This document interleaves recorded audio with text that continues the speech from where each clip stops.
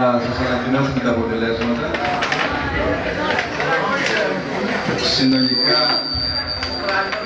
Συνολικά είχαμε 13 κρασιά που οι δοκιμαστές εδώ δοκίμασαν στην Επιτροπή.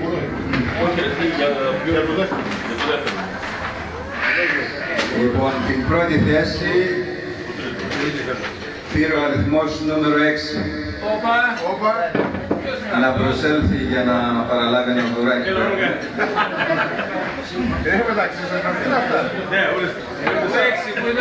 Έλα το νούμερο 6. Έτσι βγήκε. Έλα Όλγα, συγκεκριμένα. Σκόλετε τα χέρια ψηλά. Σκόστε τα. Είναι η Όλγα η... Σωτήρης Κοντρομάνος.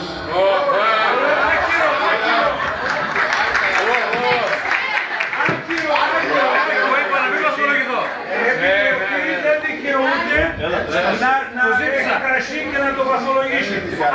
Ακυρώνεται η αυτή. Συμφωνώ.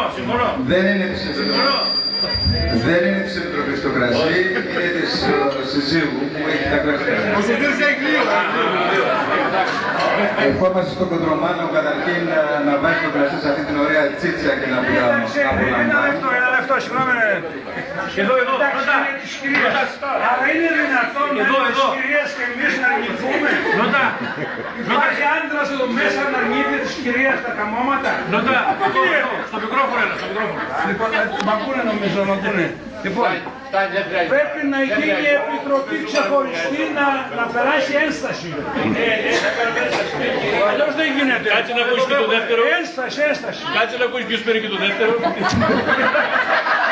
Μην πιάνεσαι. Δεν είναι Επιτροπή. Δεύτερο κρασί, ο αριθμός νούμερο 5. Ποιος είναι το 5? Εγώ δικό σου το κρασί. Σαφρούλης Δημήτριος.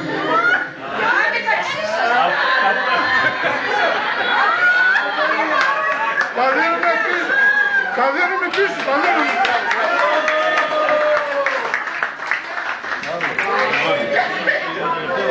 Εδώ το δώρο μου, το δώρο που θα του κάνεις για τιμή τόσα χρόνια που παίρνει μέρος στον Νόντα.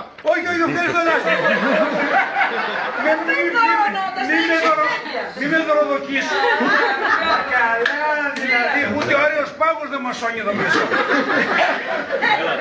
Το νούμερο 3 είναι ο αριθμός 2. Υπάρχει ένα δώρο και για το αριθμός 2. Ποιος έχει? Στο μπουκάλι πάνω υπάρχουν νούμερα που μας φέρατε για να πάρουμε δείγματα. Ή τους κουρδάει την Νίκα. Νίκα. Ο Λουκάς, μπράβο, ωραίο.